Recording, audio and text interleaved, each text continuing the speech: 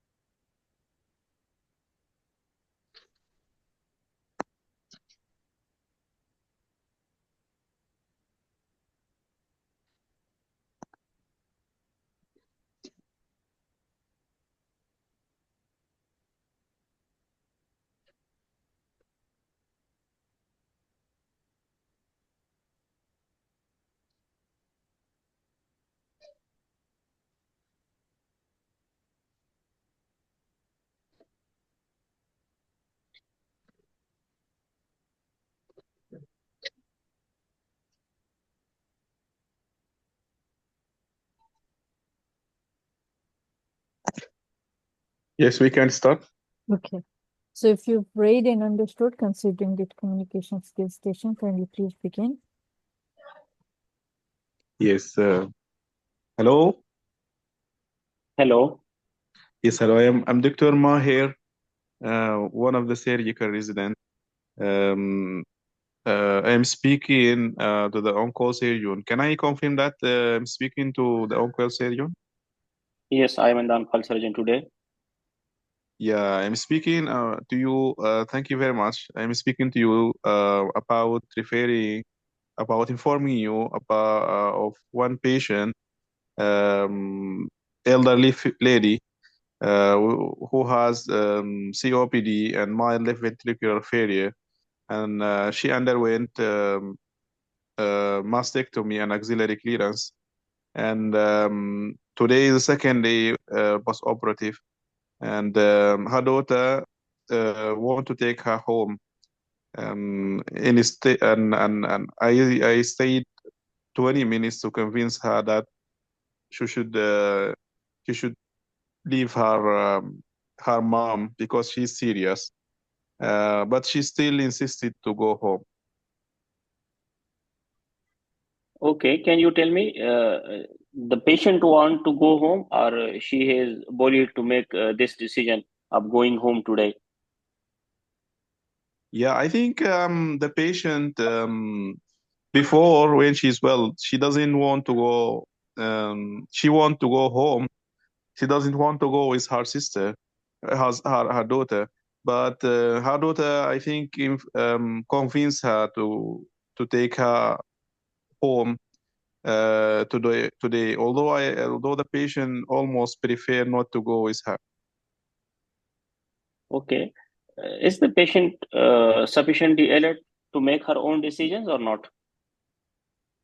Yes, I think she's competent to make informed consent, but I can reassess her competency to make sure that she's competent to take a decision. Have you talked to the patient about going home or not? I did not speak till this moment to the patient, but maybe as soon as I am off the phone, I can speak to the patient and check in that what she wants. Okay. You told me But that I she think has developed. the daughter Yes. convinced her to go home like that. Okay. You told me that she has developed some axillary swelling and with shortness of breath. Can you tell me what has happened to this patient? Yeah, this patient is having this breast cancer, and then she underwent the surgery for breast cancer, and then she has also a background of COPD, and this axillary swelling is increasing, and the drain is draining some blood. Okay, so what could be the cause of this fresh blood in the drain? This one could be hemorrhage um, from the site of surgery, Yeah. Okay. And what could be the cause of this shortness of breath she has? Okay, the shortness of breath could be due to the patient having already COPD. So maybe this is an exacerbation of this COPD.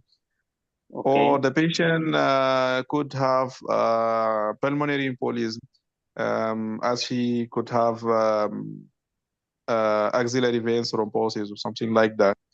And I think she's elderly, so maybe heart failure could one of the possibility of causing this shortness of breath.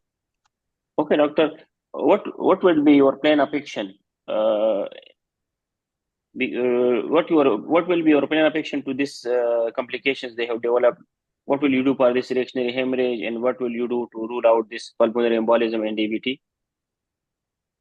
Yeah, I think for the DVT, I need to do duplex ultrasound to confirm that if there is DVT or not. And I can also do CT pulmonary angiography, assessing for pulmonary embolism. Also, I could do lab investigation in case of hemorrhage, to see. I can do full blood count to see the hemoglobin of the patient, and and I can prepare blood in case that she lose more blood, that we can transfuse her. So Okay, doctor. yeah, Okay. Okay. if there is pulmonary If embolism, also I can start like heparin or low molecular weight heparin. Okay. Okay. You told me that you have failed to convince that patient. If still the patient is insisting on going home, so what will you do? What will be the legal way? Yeah, I will try to stay more time with the daughter and with her. But if she still insisted to go home, then I will inform her that there is possibility that she may go worse, and there is worse complication could happen. So if she still convinced to go, then I will tell her that there is an informed legal paper that she should sign, telling that she understands the possible complication, and that we we told her about everything. And if she signed, then maybe I will tell her also about the possible signs of complication, that if happen, she can return back to the hospital or go to the nearest maybe clinic or nearest center. Okay. Are you going to remove the drain, or it will be in situ? Yeah, the drain, I think if she's going, then the drain should be in situ, because um, maybe there is more hemorrhage. Okay. Can you tell me who will take care of her at home? I think I can tell her that how to take care of our drain like that, and maybe I can arrange home nursing, or um, like home nursing to take care of her drains and her things. Okay. Are you going to inform her GP about her situations or not? Yeah, we can inform her GB also, and then we can give her our number, so that if there is any emergency, she can call back, and like she can come back at any time. Okay, doctor. Let's go and counsel her. If she want to stay, it's good. If not, then sign a legal document and send her home, and also inform her GP and nursing care to visit her daily for daily routine care. Okay. Okay, thank you very much. Okay. Thank you very much. Thank you. Thank you. Fine.